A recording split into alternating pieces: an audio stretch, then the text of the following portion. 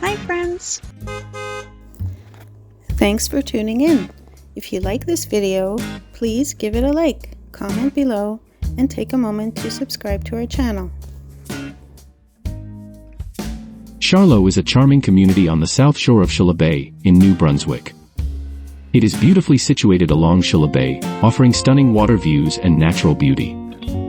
The Restigouche River flows nearby, adding to the scenic appeal.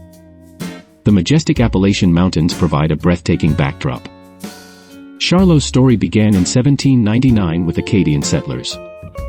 The Thompson family from Ireland also played a key role in its early days.